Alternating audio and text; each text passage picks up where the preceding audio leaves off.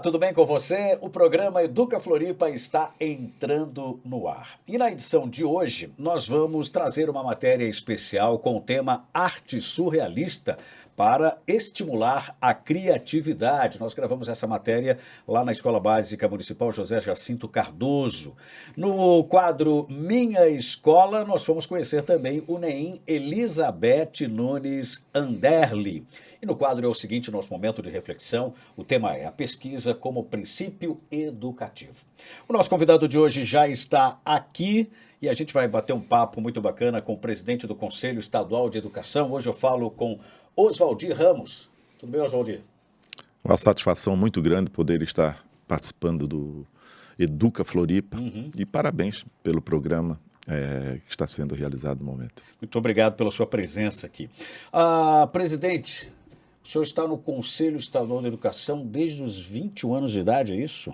Já se vão mais de 40 anos? É verdade. Eu costumo brincar, inclusive com alguns dos meus pares, que está na hora de ser tombado, né? Eu sou um patrimônio histórico do Conselho Estadual de Educação. São 46 anos para ser mais exato. 46 anos para ser mais exato. Mas é uma satisfação muito grande, é uma honra muito grande poder trabalhar no Conselho Estadual de Educação. É uma escola que, com certeza, nos acrescenta muito, não só sob o ponto de vista de conviver com educadores, né? Mas, inclusive, para a nossa formação pessoal. Hoje o senhor é conselheiro e também presidente do Conselho, né? Para o nosso pessoal, para o nosso telespectador, o pessoal de casa, qual que é a função do Conselho Estadual de Educação? Eu diria para você, de uma forma muito sucinta, né, que, sob o ponto de vista regimental, o Conselho Estadual de Educação ele é um órgão consultivo, ele é também um órgão de deliberação, deliberativo, e também normativo. Quando eu falo na questão de consultivo, são assessorias que o Conselho presta à própria Secretaria da Educação, ao Poder Legislativo Estadual, no sentido de matérias que são discutidas no âmbito da Secretaria da Educação, no âmbito do Legislativo, quando requerido ao Conselho, ouvida em suas opiniões. Eu dou um exemplo muito prático. Em 2014, por exemplo, nós temos o nosso plano estadual de educação. Esse plano estadual de educação, ele foi encaminhado para o Conselho Estadual de Educação para que o Conselho fosse ouvido. E nós, então, aprovamos aquele plano estadual de educação. Eu lembro até com muita alegria que o relator do plano estadual de educação no Conselho Estadual de Educação foi, inclusive, um representante dos estudantes, o nosso ex-conselheiro Yuri Becker dos Santos. Já na questão normativa, são as nossas resoluções, as resoluções que normatizam todo o nosso processo educacional no sistema estadual de educação. E na questão deliberativa é exatamente aquilo que é o nosso dia a dia, é o credenciamento, autorização de instituições educacionais e de cursos, seja ele da educação básica ou da educação superior. Tudo passa por vocês. Tudo passa pelo Conselho Estadual de Educação. Já que nós estamos falando na questão deliberativa, credenciamento de instituições, autorização de cursos, e considerando que estamos agora em época de matrícula, né, de alunos, eu gostaria de alertar a todos os pais e responsáveis, né, que tenham o cuidado de observarem se aquela escola que ele está fazendo a matrícula do seu aluno, ela é uma escola devidamente credenciada e o curso autorizado, seja pelo Conselho Municipal de Educação, seja pelo Conselho Estadual de Educação. Porque, lamentavelmente, nós temos ainda algumas instituições que iniciam suas atividades sem o devido credenciamento. E isso gera fatores complicadores muito, muito importantes na sequência. Tá bom, fica aí a dica para os pais que estão nos assistindo agora. Presidente, o senhor falou agora de um fato que aconteceu em 2014, importante, né? Como atuação do Conselho, e a gente vai agora para início de 2020, quando nós tivemos aí o início da pandemia. Graças a Deus a gente já está num processo pós-pandêmico, né? Mas como é que foi a atuação do Conselho nesse período tão conturbado aí para todo mundo? Eu lembro exatamente, o dia 17 de março, se não me engano, foi a data que foi decretada a calamidade Foi no mês de pública, março. né? E lembro também que o nosso Conselho Estadual de Educação, já no dia 19 de março, ou seja, 2 dias após, já havia regulamentado a oferta do ensino remoto. E isso, né, por mais que houvessem críticas, foi o que salvou, né? Você imagina nós ficarmos 2 anos efetivamente sem escolas. Diante disso, né, o Conselho não só dentro do âmbito do nosso Estado, mas também naquela época eu era presidente do FONSED. O FONSED é o Fórum Nacional dos Conselhos Estaduais de Educação. Então, nós nos articulamos, todos os conselhos estaduais, e podemos efetivamente contribuir para que o ensino pudesse ter a sua continuidade. Contribuíram muito para que isso acontecesse. O próprio Conselho Estadual de Educação, Secretaria Estadual de Educação, a UNCME, a Undime, enfim, e fundamentalmente, né, os pais e alunos. Quando a gente fala também em pais e alunos e fala em pandemia, que a gente quer brevemente nem ouvir mais essa palavra, essa que é a grande verdade, né? Mas nós não podemos esquecer, nesse momento, da peça que foi fundamental nesse processo, os nossos professores. Sem eles, nada disso seria possível, né? Eu lembro de episódios, né, não só dos professores, não só preocupados com a questão da aprendizagem, né, mas preocupados com a alimentação, com a questão emocional desses alunos. Então, se nós já tínhamos no professor aquele profissional admirável, eu tenho certeza absoluta, né, que com o advento da pandemia, indiscutivelmente, o nosso professor, ele é o nosso herói.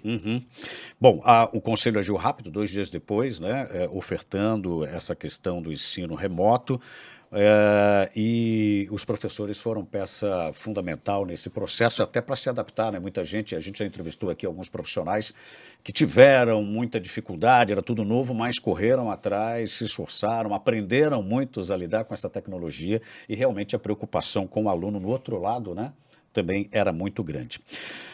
Presidente, o Conselho Estadual da Educação, né, ela é formado por um grande conselho e também os conselhos municipais. A gente vai entrar nesse assunto já, que eu gostaria de entender como é que funciona, né, como é que é essa interface entre um e outro, mas antes deixa eu chamar aqui a nossa matéria especial. Romper com a compreensão racional relaciona-se com o imaginário e, por que não dizer, com o absurdo. Isso mesmo, o surrealismo foi um movimento que propôs uma nova linguagem estética, uma arte que desconstruiu a busca pelo sentido nas representações. Uma lição que pode trazer boas reflexões em sala de aula. Quer ver só? Cabeça de pato, corpo de mulher, perna de livros e pé de pato. Ou que tal cabeça de homem, corpo de sereia, pernas de homem e pés de polvo? No mural estão reunidas várias figuras inusitadas feitas por estudantes da Rede Municipal de Ensino, uma forma de estimular o imaginário e fugir da arte que busca representações racionais e formas perfeitas. Para trabalhar a criatividade dos estudantes, o professor Ricardo, aqui da Escola Básica Municipal José Jacinto Cardoso, trouxe para a sala de aula um jogo diferente, um jogo bastante antigo que chama Cadáver Esquisito. Professor Ricardo, essa ideia foi para trabalhar o surrealismo com os estudantes. Isso, exatamente. Surrealismo, que é um movimento artístico de vanguarda, né, do início do século XX. E eu achei que seria interessante trabalhar com eles, que eles conseguissem absorver esse conteúdo através de um jogo lúdico, né? E esse jogo já existia, né? Era um jogo praticado, inclusive, por artistas surrealistas, chamado Cadáver Esquisito, né? Que é um jogo de desenho em que 2 ou mais participantes se unem, né? E eles fazem desenho e depois trocam essas folhas. E aí cada um completa o desenho do outro sem o outro ver o que está sendo feito. Ele é feito em dobradura, então a folha dobrada e cada um vai... O participante desenha, depois quando ele termina a parte do desenho ele dobra e troca com o colega. E aí o colega continua o desenho dele sem saber o que foi feito, né? E aí por isso que saem essas figuras inusitadas, digamos assim, como essas que estão expostas. Isso, exatamente. Aí eu quis trabalhar uma das características do surrealismo, né? Que é a coisa do desenho automático e também das figuras inusitadas, das imagens absurdas. E quis quebrar um pouco essa coisa do desenho perfeitinho, né? Que muitos alunos ficam frustrados porque não conseguem fazer aquele desenho hiperrealista. E aí eu queria mostrar que é possível fazer desenhos interessantes também, seguindo essa linha. Assim, o surrealismo, ele é um movimento artístico que justamente trabalha com uma imaginação desconstruindo várias coisas, né? As imagens impossíveis. Fala um pouquinho sobre ele pra gente. Sim, é um movimento artístico que surgiu ali no início do século XX, né? Que teve vários expoentes não só nas artes visuais, mas também na literatura, na poesia, no teatro, no cinema.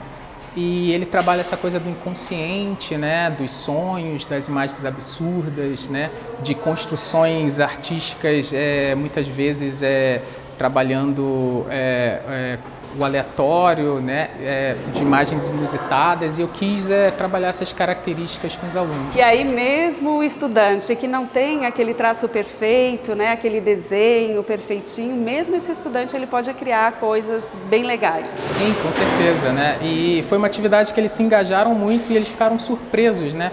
Porque como uma atividade bem útil, que você não sabe muito bem o que vai surgir, cria aquela expectativa, né? E antes de voltarmos com o nosso entrevistado, eu te convido a conhecer o Núcleo de Educação Infantil Elizabeth Nunes Anderle, que fica lá na Barra da Lagoa. Olá pessoal, eu sou a Graziela, eu sou diretora do NEM Elizabeth, estou aqui desde 2017. A nossa creche está localizada no bairro da Barra da Lagoa, um bairro tradicional aqui de Florianópolis. E vou apresentar para vocês a nova unidade. Sejam bem-vindos! Então, a nossa unidade é uma unidade nova, ela foi inaugurada em 2020. Um mês após a inauguração, a gente precisou se afastar por conta da pandemia. O ano de 2021, por conta de vários afastamentos, a gente não conseguiu curtir a creche. Esse ano de 2022 é um ano que a gente está conseguindo curtir a creche junto com as crianças, junto com a comunidade aqui da Barra da Lagoa.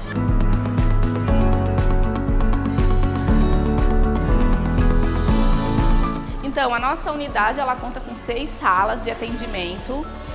A gente ampliou o número de funcionários para 35 funcionários. Também ampliamos o número de crianças, onde a gente, na unidade antiga, a gente contava com 50 crianças, agora a gente tem 130 crianças matriculadas. As nossas salas são todas amplas, com ar-condicionado. Atendemos crianças do G1 ao G6. Aqui na nossa unidade a gente conta com alguns projetos diferenciados, como docência compartilhada, boi de mamão, a alimentação saudável, projeto Horta e Meio Ambiente, onde toda a equipe se envolve nesse trabalho para poder dar o melhor para a criança. Então, como eu havia falado, a nossa comunidade é uma comunidade bastante tradicional e a nossa cultura do boi de mamão é muito presente aqui na comunidade. E além da gente contar com um boi tradicional, os personagens, a gente também tem a tartaruga que faz parte do nosso boi, por conta que a gente tem um projeto Tamara aqui na comunidade, onde a gente tem uma parceria bem legal. Então o nosso boi de mamão é o único boi de mamão que conta com a tartaruga como personagem dessa tradicional cultura da ilha.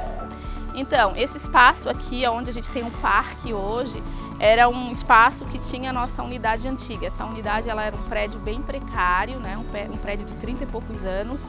E aí, por conta da estrutura física, que não dava mais para suportar, né, a quantidade de criança que a gente tinha no momento, a gente ganhou uma unidade nova. Então aqui ficava a casinha, né, a casinha antiga, a unidade velha, e agora a gente conta, né, com uma unidade ampla, com 6 salas de atendimento, com 4 salas de outras salas, né, de vivências. E para a comunidade em si foi uma obra muito importante porque, né, ampliou o número de atendimento de crianças. Voltando com o nosso entrevistado, hoje eu estou falando aqui com o Oswaldir Ramos, que é presidente do Conselho Estadual de Educação. Bom, o Conselho, ele tem um Conselho MOR, um Conselho Estadual, um Conselho Geral, e nós temos os Conselhos Municipais. É assim que funciona? Exatamente. Além dos conselhos estaduais no seu funcionamento, nós temos também os conselhos municipais, que o que difere um do outro, né? Primeiro as esferas de autonomia, né? Os conselhos municipais, eles têm autonomia do que tange aos municípios, e o conselho estadual no que tange ao estado como um todo. Dentro do nosso Conselho Estadual de Educação, nós temos subdivisões, ele é dividido em comissões. Nós temos a nossa Comissão de Educação à Distância, os processos que chegam dentro do Conselho que tratam de educação à distância, eles são submetidos a uma análise prévia desta assessoria e, na sequência, eles são encaminhados para a Comissão de Educação à Distância. Da mesma forma, uma questão legal vai para uma Comissão de Legislação e Normas. Educação Superior, ele vai para a Comissão de Educação Superior, e inclusive, ainda na penúltima reunião do Conselho Estadual de Educação, nós tivemos a grata satisfação de aprovar um curso de medicina. É sempre muito gratificante poder aprovar um curso de medicina na Universidade do Contestado, no campus Concórdia. Fica no meio oeste. Exatamente. Nós também temos a nossa Comissão de Educação Profissional, que coincidentemente ontem também nós tivemos uma deliberação inédita, né? Nós aprovamos ontem no Conselho Estadual de Educação 167 cursos de educação profissional. Para você ver assim, a importância desse número, hoje no Estado, a rede pública, ela tem 72, se a memória não me falha, 72 cursos em atividade.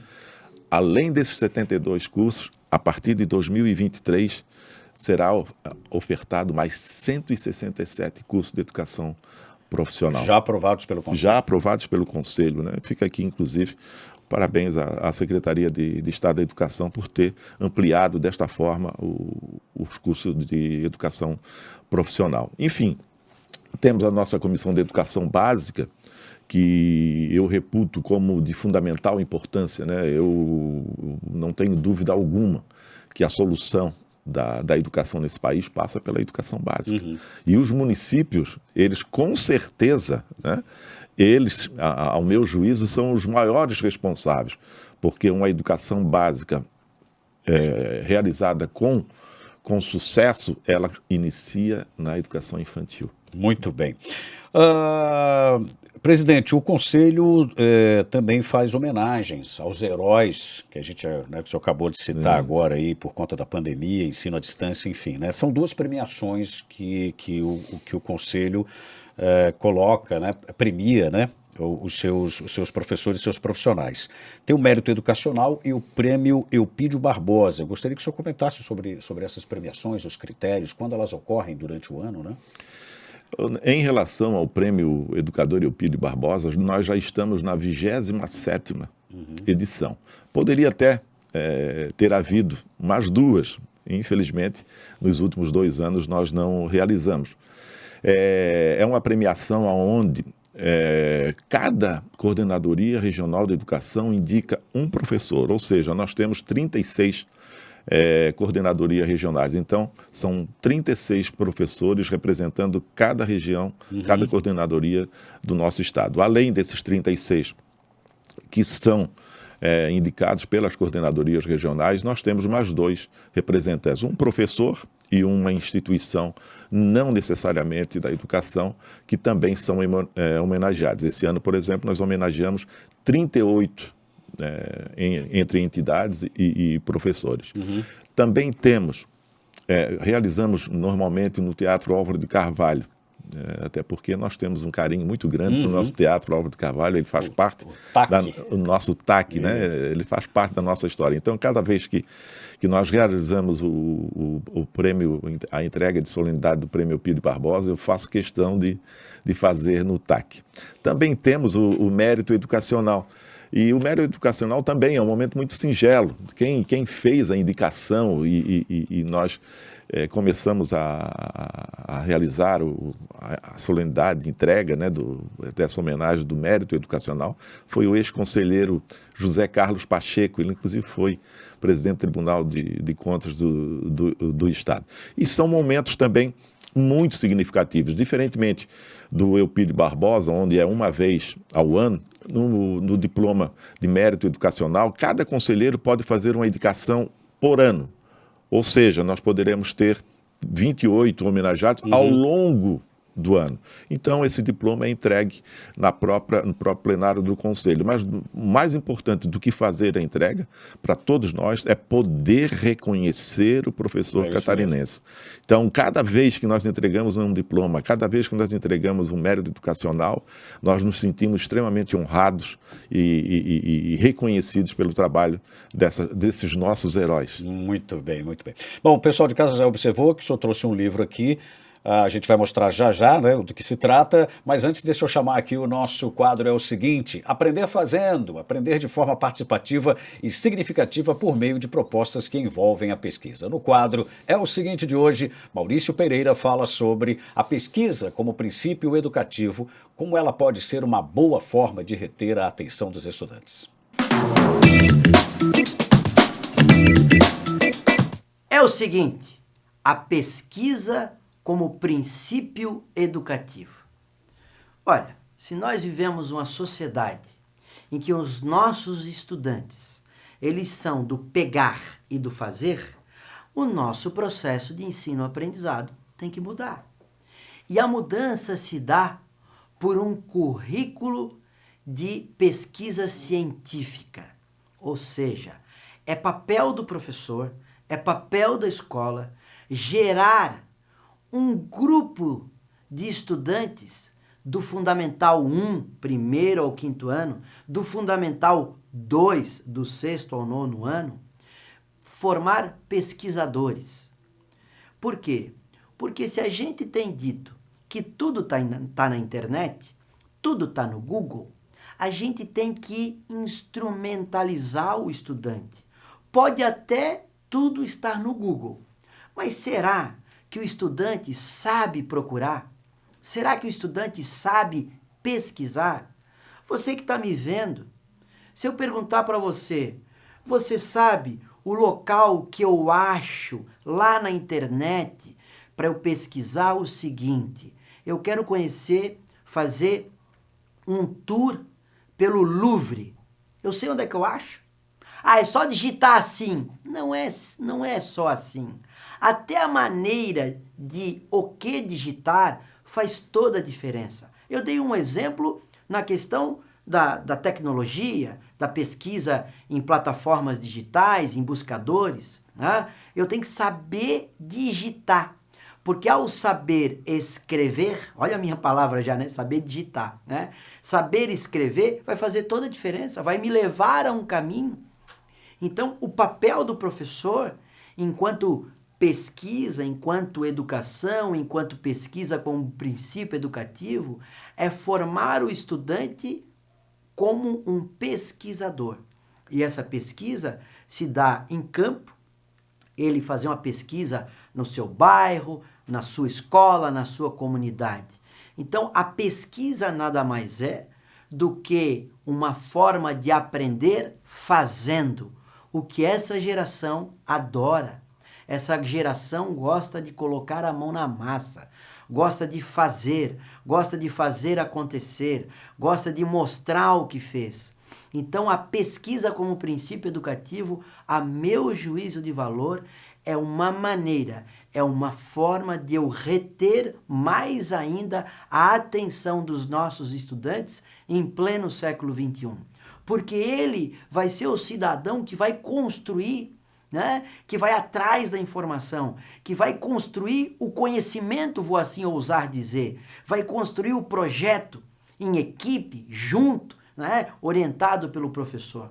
Então, até informo que a nossa rede municipal de ensino de Florianópolis tem trabalhado muito isso. Nós, enquanto secretaria, estamos estimulando demais esse processo de ensino-aprendizado. A investigação, a pesquisa, ela gera novas perguntas, gera dúvidas, eu vou ousar dizer, gera certezas. Né? Então, faz toda a diferença no mundo de hoje, em pleno século XXI, a pesquisa como processo educativo. Os estudantes ficam muito mais atentos quando eles fazem, quando eles vão atrás da informação. Por isso que é papel do professor fazer um trabalho de instrumentalização, né? De dar a eles essas possibilidades de saber o caminho, de mostrar o caminho e de aprender e ensinar a pesquisar. É o seguinte, a educação transforma. Um grande abraço e um beijo no coração. Esse foi o nosso quadro É o Seguinte, aqui do Educa Floripa. De volta com o nosso entrevistado, o presidente do Conselho Estadual da Educação, Oswaldir Ramos. Oswaldir, a gente tem aqui um livro, né? Você trouxe aqui um livro, vou mostrar para o pessoal de casa a capa do livro, né? Foi esse livro aí, Antonieta de Barros, Crônicas Selecionadas, é uma das ações comemorativas aos 60 anos, né, do Conselho, é isso? Exatamente. Esse livro, ele vem no bojo de uma série de atividades que nós realizamos ao longo do ano de 2022, comemorativo aos 60 anos do Conselho Estadual de Educação. O Conselho Estadual de Educação, ele foi criado em 1961 e foi instalado em 1962. Na verdade, o Conselho Estadual de Educação, ele veio no grande governo Celso Ramos, né? Porque, sob o ponto de vista da gestão pública, né, muitos atribuem a era anterior e posterior a Celso Ramos, né? E dentro das metas da educação para o desenvolvimento, o Conselho foi criado, assim como foi na mesma época também a Universidade do Estado de Santa Catarina. E na composição do Conselho Estadual de Educação, o que a gente observa foram inúmeras, né, personalidades que ficaram para a história da educação de Santa Catarina, né? Por exemplo, Glauco Olinger, que agora, recentemente, em setembro, se a memória não me falha, completou 100 anos. José Boatê, eu, inclusive, estudei numa escola José Boatê. Com o nome José Boatê. Henrique Stodic, enfim, inúmeras personalidades da educação catarinense fizeram parte daquela composição do Conselho Estadual de Educação. Eu reputo assim, de extremamente importante a atuação do Conselho nesses 60 anos na questão da regulamentação da educação básica, sabe? Sempre se modernizando. O ensino superior no estado de Santa Catarina. Veja que todas essas instituições de educação superior do nosso estado, todas elas tiveram a efetiva participação e o apoio do Conselho Estadual de Educação. Você veja hoje uma Criciúma sem uma Unesc, um Joinville sem uma Univille, enfim, uma Chapecó sem uma Chapecó, enfim, todas essas instituições, elas tiveram sempre o apoio do Conselho Estadual de Educação. Ainda há pouco eu falei do Plano Estadual de Educação, um momento importante para todos nós, o Plano Estadual de Educação 2014-2024, agora recentemente a aprovação da BNCC com a aprovação do documento do território catarinense, seja da educação infantil, ensino fundamental e o ensino médio. E para concluir, para dar um toque especial nesses 60 anos, nós fizemos então esta publicação que contou com o apoio da Assembleia Legislativa de Santa Catarina, que tem 50 obras de Antonieta de Barros. Nós temos aqui as publicações de época, né, o original de Antonieta de Barros, e traduzido, né, se é que a gente pode dizer assim, então, o texto original e a tradução para o português atual, português assim, contemporâneo, né? Com algumas palavras, já fazendo referência a algumas palavras assim que caíram em desuso. Então é uma publicação que nós, inclusive, disponibilizamos no site do Conselho Estadual de Educação. Quem quiser poder ter essa edição deste livro, é só acessar o site do Conselho Estadual de Educação e clicar lá no link Publicações do Conselho Estadual de Educação e terá o livro à sua disposição. Muito bem, presidente, parabéns aí pela iniciativa, pelo livro, parabéns também pelos 60 anos e obrigado pela sua entrevista aqui no Educa Floripa. Eu que agradeço, desejo muito sucesso ao programa e parabéns à Secretaria Municipal de Educação de Florianópolis. Muito bem. O Educa Floripa fica por aqui. Nos vemos no próximo programa. Tchau, pessoal!